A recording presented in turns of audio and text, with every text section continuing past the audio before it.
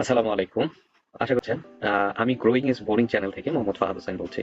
আমরা মূলত শরিয়া ভিত্তিক বিনিয়োগ, সাইকোলজি এবং ক্যাপিটাল মার্কেট নিয়ে কাজ করে থাকি। তো আজকে ২৮ ডিসেম্বর ২০২৫ আমি আপনাদের সামনে এসেছি একটা বিষয় নিয়ে আলোচনা করার জন্য। সেটা হচ্ছে যে ডিএসই ইন্ডেক্সের বর্তমান অবস্থা এবং তার পাস্ট কিছু ইয়ারের পারফরম্যান্স কেমন ছিল সেটা নিয়ে আলোচনা করার জন্য।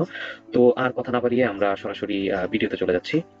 তো এখানে আমরা দেখতে পাচ্ছি যে ডিএসইএক্স এর একটা উইকলি একটা চার্ট, এবং বলে রাখা ভালো ডিএসইএক্স বলতে এখানে বোঝাচ্ছি যে ঢাকা স্টক এক্সচেঞ্জের ওভারঅল পারফরমেন্স, সেটা হচ্ছে ডিএসই ইন্ডেক্স বা ইস্যু চুক্তি দিয়ে পরিমাপ করা হয়। তো ভিডিওতে যাওয়ার আগে আমি প্রথমে একটা বিষয় নিয়ে এখানে একটু দেখাবো, সেটা হচ্ছে যে মার্কেটটা ট্রেন্ড নিয়ে একটু কথা বলবো। সেটা হচ্ছে ডাউন ট্রেন্ড এবং আপ ট্রেন্ড বা সাইডওয়েজ নিয়ে কথা বলবো। সেটা হচ্ছে যে কোনো একটা মার্কেট আর ডাউন ট্রেন্ডে যাওয়ার আগে সেটা হয় সাইডওয়েজ থাকে অথবা হচ্ছে আপ ট্রেন্ড, সে মুভ কমপ্লিট করে তারপরে হচ্ছে ডাউন ট্রেন্ড শুরু করে।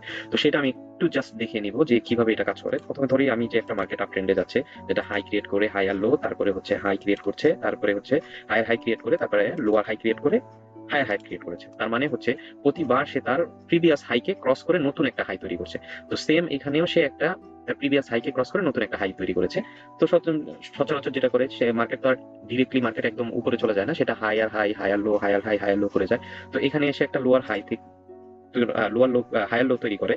তারপরে যখন মার্কেটটা ডাউন ট্রেন্ডে যাবে তখন সে আর তার লাস্টের যে হাইটা আছে, যে পিক, সেই পিকটাকে আর ক্রস করতে পারে না। সেখানে এটা একটা লো ক্রিয়েট করে, লোয়ার হাই একটা ক্রিয়েট করেছে। তো লোয়ার হাই ক্রিয়েট করে সে কি করে, তার প্রিভিয়াস যে লোটা ছিল সেই লোটাকে ক্রস করে নিচের দিকে চলে আসে এবং সেই ট্রেন্ডটাই সে কন্টিনিউ করতে থাকে। তাহলে যদি আমি এখানে একটু দেখি শর্টে, যে মার্কেটটা একটা আপ ট্রেন্ডে ছিল, সে এখানে একটা তার হাই বা পিক ক্রিয়েট করেছে বা তৈরি করেছে। তারপরে সে একটা লো ক্রিয়েট করেছে যেটা লোয়ার হাই ছিল, কিন্তু ইন্ডিকেশনের বিষয় হচ্ছে যে তার যে পিক ছিল সেই পিকটাকে বর্তমান হাইটা বা ওই সময়কার হাইটা আর ক্রস করতে পারেনি। তার মানে হচ্ছে প্রথম আমার ইন্ডিকেশন দেয় যে মার্কেট একটা ডাউন ট্রেন্ড যাচ্ছে আপ ট্রেন্ড থেকে, সেটা হচ্ছে যে তার পিক বা হাইটাকে আর ক্রস করতে পারে না।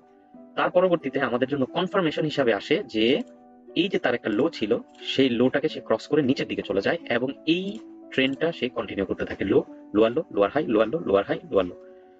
আর সাইডওয়েজ যদি আমি বলি, সাইডওয়েজ এর ক্ষেত্রে বিষয়টা হচ্ছে যে এরকম দুইটা একটা রেঞ্জের মধ্যে মার্কেটটা ঘোরাফেরা করতে থাকে।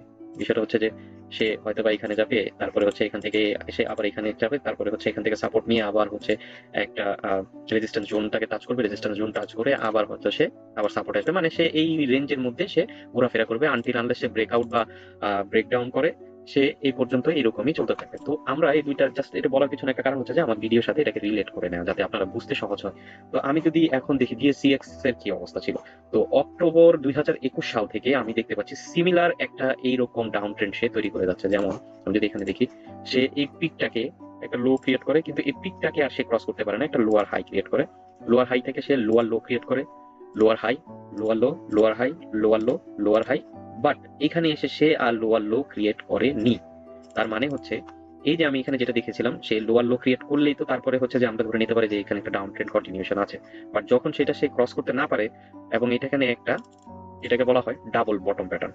আমি যদি এটাকে একটু ক্লিয়ার করে বুঝাই, তার মানে হচ্ছে আপনি যদি প্রিভিয়াস দেখেন, এই একটা লো ছিল, এই লোটা তাকে ক্রস করে এসেছে, এই একটা লো ছিল, এই লোটাকে সে ক্রস করে নিচে এসেছে।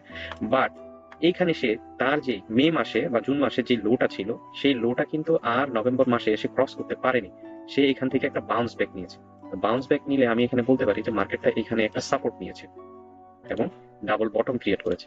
তো ডাবল বটম ক্রিয়েট করে আমরা চিন্তা করেছি যে মার্কেট যেহেতু এখান থেকে মুভ করা শুরু করছে, মার্কেট এখান থেকে একটা আপ ট্রেন্ডিং মুভমেন্ট দিবে। এখন আমি যদি একটু শর্টার টাইম পিরিয়ডে যাই, শর্টার টাইম পিরিয়ডে ডেইলি টাইম পিরিয়ডে যাই, তো ডেইলি টাইম পিরিয়ডে আমি দেখতে পাচ্ছি যে এখানে সিমিলার একটা কাজ করেছে সে। সেই সেপ্টেম্বর থেকে লো ক্রিয়েট করেছে, lower high low lower high low lower high. But এই পর্যন্ত এখনো লোয়ার লো সে কমপ্লিট করতে পারেনি। তো কমপ্লিট করতে না পেরে এখন কি আছে, এখন একটা সার্টেন রেঞ্জে সে মুভ করতেছে, সার্টেন রেঞ্জে সে মুভ করতেছে। এখান থেকে এই পর্যন্ত যদি আমি একটা রেঞ্জ ধরি, সে এই রেঞ্জটার মধ্যেই সেই নভেম্বর মাসটা থেকে মুভ করে আসতেছে। যদি মার্কেট, এখন এখানে বিষয় হচ্ছে যদি মার্কেটটা কোনো কারণে এই যে প্রিভিয়াস যেই রেঞ্জটা ছিল এই থেকে এই পর্যন্ত, আই মিন ৫,০০০ ৪,৫৮০ বা হ্যাঁ ৫,৪৮০, যদি এই পয়েন্টটা মার্কেট ক্রস করে নিচের দিকে চলে যায়, তাহলে আমি বলতে পারবো যে তার এই যে ডাউন ট্রেন্ডটা ছিল, এই যে আমি এখানে যেটা দেখেছিলাম ডাউন ট্রেন্ডটা, এই ডাউন ট্রেন্ডটা সে কন্টিনিউ করতেছে। তার মানে মার্কেট ডাউনে যাচ্ছে।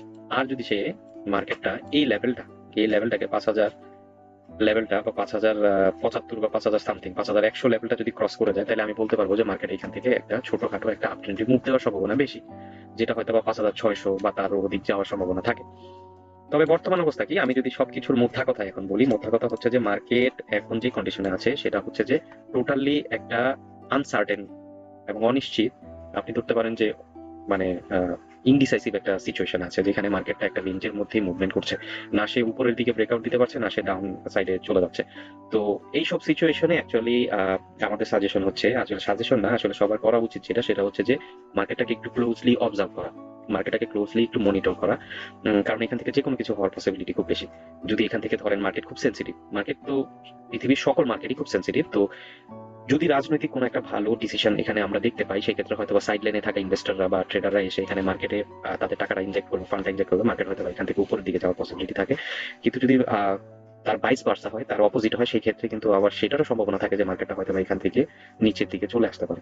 তো আমাদের এখন বিষয় হচ্ছে যে আমরা ক্লোজলি মার্কেটটা মনিটর করবো এবং ধৈর্যের সাথে আমরা মার্কেটটা থেকে উম, মার্কেটে কিরকম পারফরমেন্স করছে এবং এই দুটো পয়েন্টের কোন দিকটাতে মার্কেট ব্রেকআপ নিচ্ছে, ব্রেকআউট নিচ্ছে, সেটা আমরা একটু ক্লোজলি দেখবো। তো এই ছিল আজকে আমাদের পক্ষ থেকে। ধন্যবাদ সবাইকে আমাদের সাথে থাকার জন্য। আসসালামু আলাইকুম।